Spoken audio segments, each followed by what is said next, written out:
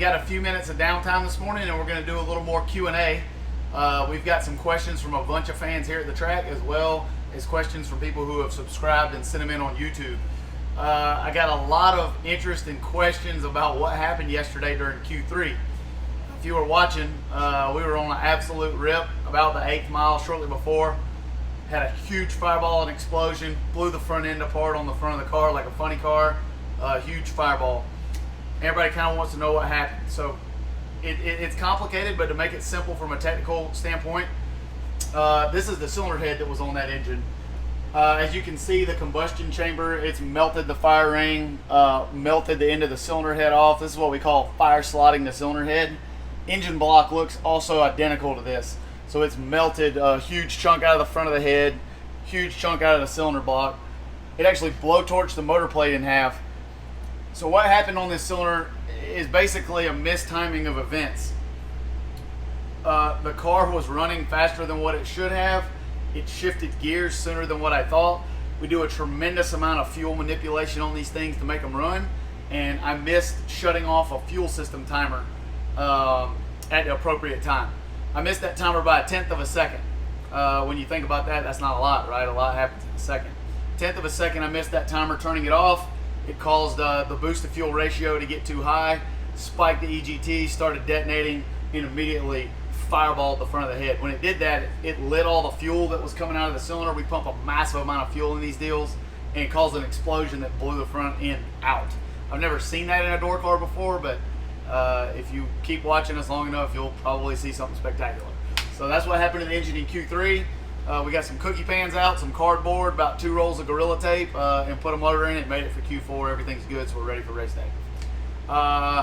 Next question coming in to the YouTube channel is from I Ride Hard. It's, how do you control these powerful cars? That's like a loaded question that we don't have enough bandwidth to answer. But to make it simple, we use a lot of torque converter ratio manipulation on how to manage power. Couple that with fuel system management and ignition timing management, and it's kind of this all going together. Everything has to be perfect deal to make it run. The goal is to make the engine as powerful as you can make it, and then figure out how to get it to the racetrack. We do pretty well because I started out small tire racing and running in the street in the 1920s, and we had more power then than what we knew what to do with on a way raggedier tire and less track prep. So my skill set is pretty much power management. But basically it's ratio, torque converter, fuel, and ignition timing. It's all got to happen right to run good, and if any of it doesn't go good, it runs like a 650. So next YouTube Q&A question, which I've got a bunch of this one, is when we are going to repair, or if we're going to repair, the red and white Bahrain 1 car that we crashed in Charlotte. I'm not going to repair that car. That was a pretty decent lick. It could definitely be fixed if the right person wanted to fix it. I'm not going to do that. I've got an emotional attachment with that car, but that was a pretty bad wreck, and I'll never drive that car again. It's for sale as a roller. If somebody wants a good, inexpensive car that they can fix, need to be front halved. We've ordered a new chassis that'll be done hopefully sometime in September. And then we'll be racing the Shadow in interim until then. The Shadow is the full-time horse until then. Hopefully we can get the new car done before the radial racing cranks up in the fall, which kind of leads us to that question, if we're going to run the Shadow to the end of the year. The goal is to get the new car and get it on the track as quick as possible. It takes a long time to get one of these things, and we actually had already kind of started on a car for 2019. So we're headed that direction. It's a long, slow process, and I'm excited about it. We're getting to, every year you race one of these things, you learn a little bit more about what it needs, so every version gets a little better than the previous one. So we're definitely excited about getting the new chassis.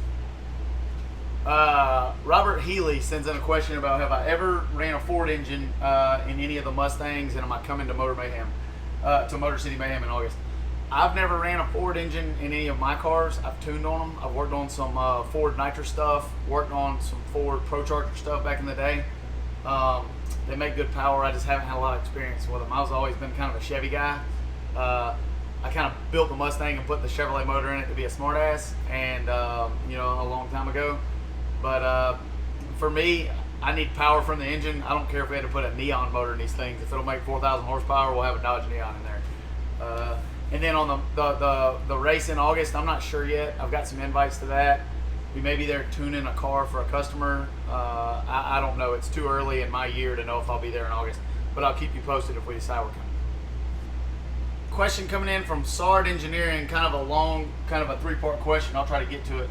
Wants to know what aspect I enjoy the most of what I do. It's hard for me to answer that. I love every aspect of drag racing.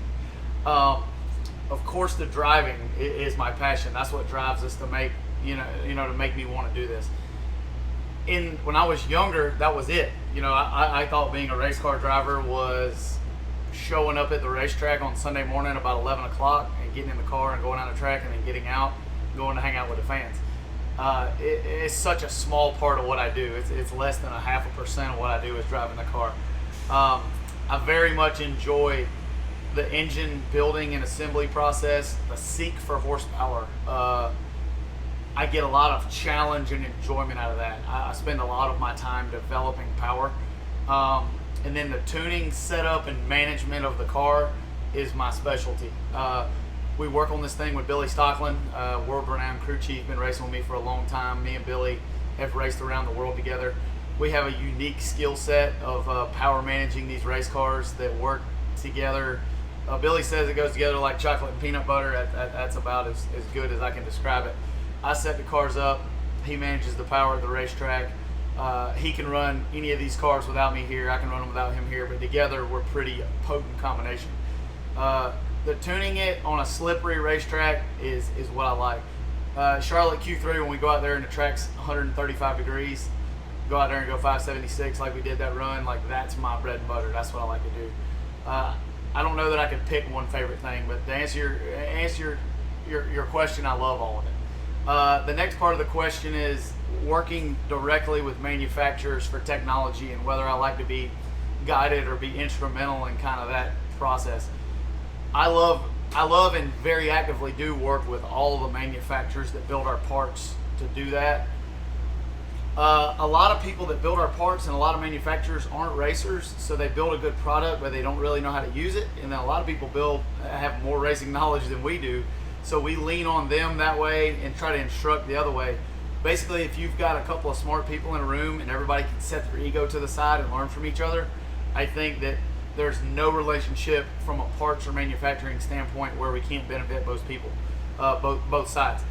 I like to definitely use my input to kind of get things the way we want to do it. There's a lot of parts on our car that are built specifically for us that are only one of. So in that, I'm the head honcho in the engineering and design. And then there's some stuff we make ourselves just so it's proprietary that we can't, so nobody else can buy it. These cars, like the field here in Virginia, is separated by 700s. Well, if everybody has the same exact part, how do you outrun that guy, right? So we work definitely direct with manufacturers, and engineering is a huge thing. I enjoy listening as well as I do talking. Phil Schuler always tells me that be careful what you say and keep your mouth shut, you might learn something. So we try to definitely do that. I don't ever think I'm too big for my britches, as my mama would say. So looking forward to doing some of that. We got some new engineering stuff coming down the pike with some larger scale manufacturers in the US that we're working on to develop some stuff for 2019. Keep your eyes on us, it'll be exciting. YouTube Q&A, David McNerney asks, will we ever see another steel Fox body car like the original Shadow 1.0? Says that we would break the internet and Discovery. I don't know. I love that thing. I miss that car every day. I wish that radial tire racing was still racing that type of car, and that pro mods and stuff like what we race now weren't ever introduced into that. I kind of fought to keep that back half steel body type of car in that class. I don't know if we'll build one of those. I always tell everybody, like, that's gonna be my hearse, like later down the road when I'm riding off into the sunset, we're gonna have a stretched Fox body. What I'd love to do is get a body manufacturer to build me a Fox body, a carbon fiber Fox body with a laid back windshield, stretched, that are the dimensions of today's Pro Mod, and come out with something cool. And I'm not opposed to any of that. with the stuff that we race now, you're probably not going to see me build a steel body car. Not unless we wanted to do some dumb no prep racing or something, or go dominate that. But for the most part, probably it's going to be. Everybody asks about the Camaro. Why the Camaro? Why the Camaro? Body style is determined by aerodynamics. Out here, we don't have 100th to give away. I would love to have like some cool old Cadillac or something for a race car. If something's 100th faster, you have to get the 100th. So body styles, you notice everybody's racing a lot of Camaros right now. That'll dictate as who comes out with the next body. If Chrysler or Ford comes out with a more aerodynamic body in a year or two, you'll see a bunch of those trending in and out. So the reason there's a lot of Camaros right now is just because it seems that that's the most aerodynamic package. There's a lot of manufacturers that are working on fixing that, and we may be working towards some of that direction. But that's kind of the body style. I get asked a lot about why the Camaro, why the Camaro. I'm a Chevy guy, I love Camaro, but we're gonna run what wins races. So I hope that kind of sums up the steel body car. If I ever do build one, it's gonna kind of be like Scott Palmer's deal. It's probably gonna have a nitro engine, or probably 2 of them in it. So it'll be pretty spectacular. Thanks for watching. Don't forget to subscribe and comment on this video. If you like it, click the like button. If you don't like it, you know what to do.